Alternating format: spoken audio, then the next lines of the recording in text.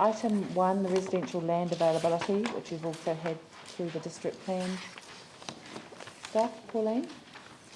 That question about 4.7, please, of staff. Sorry, yeah.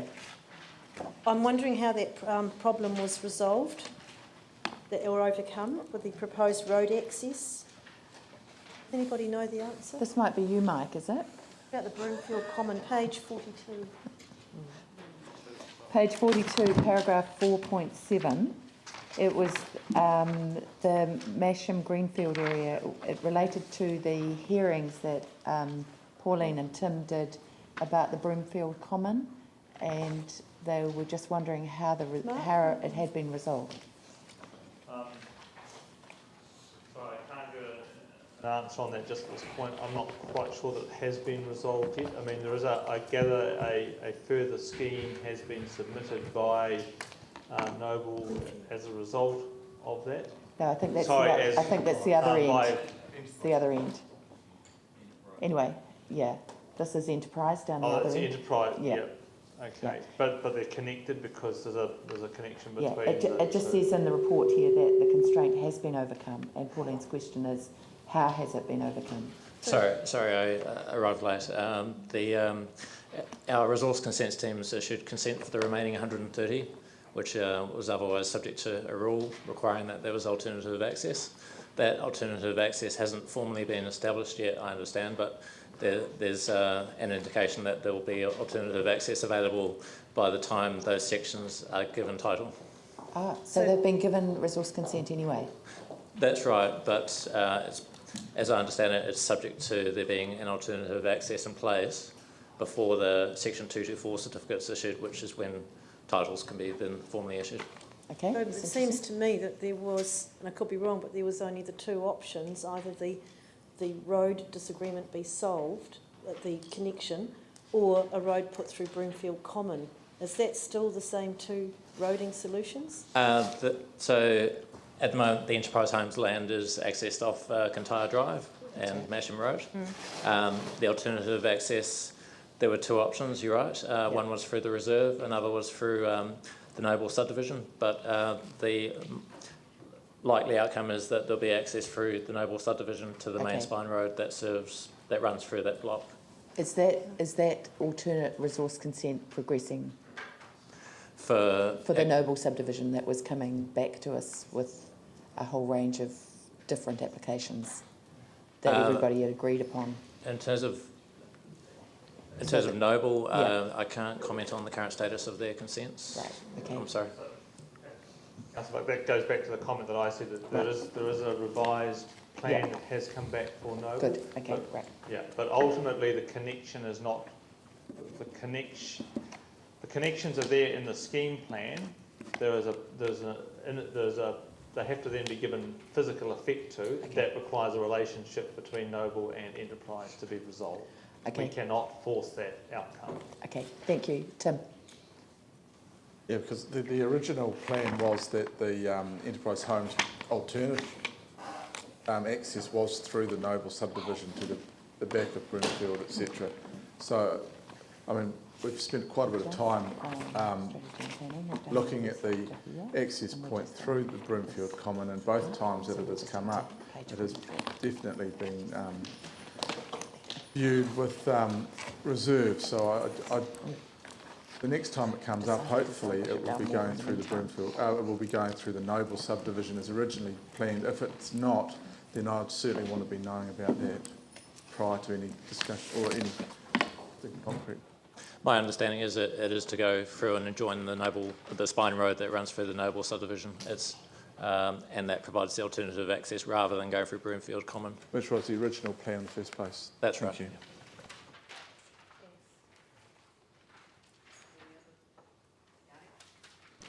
Yeah, thank you. Really interested. I think I raised this last time we had this report, but we just keep talking about residential land availability, but what we're not talking about is how many sections are actually on the market and how many titles have been issued. Have you done any work around titles that have been issued and sections that are actually in the market rather than just sitting with the developer? What this report relies on is a database, an online database that got established post-earthquake to record how many sections were within zone, how many potential sections were within zoned areas, but also how many sections had been consented, how many sections had 224 certificate, which is when the subdivision is complete. And then there was a ability for developers to log on and to enter into that same database the number of sections that are on the market, how many sections have been sold. Now, we're currently communicating with developers to try and encourage greater use of that system, because it feeds into a page on the council website where people can go to see where there are sections available. It was really intended as a tool to enable those looking to relocate to have a head start in finding out where to look, and it's really that latter end of the process of how many sections have been sold and where there's sections on the market is really dependent on that input from the developers, and there's been some input, but it's not been comprehensive, and we really need to get greater buy-in from the developers. So the one that we do have control over is the one that we have an MOU, which is Preston's, and there were supposed to be 600 sections that were with titles issued, or at least 400 by April 2013. Have we had 400? I've got the MOU here. We did an MOU that we'd provide infrastructure, Sarah would use their power, and the developer would put the sections to market. Do we know how many sections have been titled in Preston's? Not offhand, no. Right. Is that something? But there's been over 1,200 consented, and that would indicate there's been significant interest, and I can confirm. We could perhaps if you just circulate councillors with that information. I know that they've sold heaps off the plan, so... Right. I'd like to get just a report on the MOU that we've done with Preston's, because there's commitments in here for us to provide. Can we not do that as a result of a report from the Strategy and Planning Committee meeting? I think we'll just refer that back to the Strategy and Planning to deal with next time that they report to us. Yeah, that's fine. I really don't want to take up the time of the council with a lot of additional, sort of work generated. The Strategy and Planning Committee... I'm happy just to receive a memo. Like, if you look at 4.10, it actually talks about Preston's, but where it doesn't talk about is the titles and the MOU, that we had an agreement that things would happen. So I have no sense of what was in the MOU, whether it's happened or not. I'd love just to get a memo back about what's being done in terms of the MOU and how we're reviewing it. Which is what I've suggested that staff do, but we can raise it next time through the Strategy and Planning Committee rather than is it possible here just at the council. Memo rather than a report? Just provide an update memo on to councillors on this. We don't need to bring it back to a committee for a decision, so we can do that. Thank you. Just the other question, given that we've got this database, which I think is really good, is there anything else we can do as a council to encourage developers to put in this issue? Because, obviously us freeing up land is on the basis that it provides opportunity for people to buy sections to build houses. If we're freeing up a lot of land and that's not happening, that's probably something we want to understand a bit more.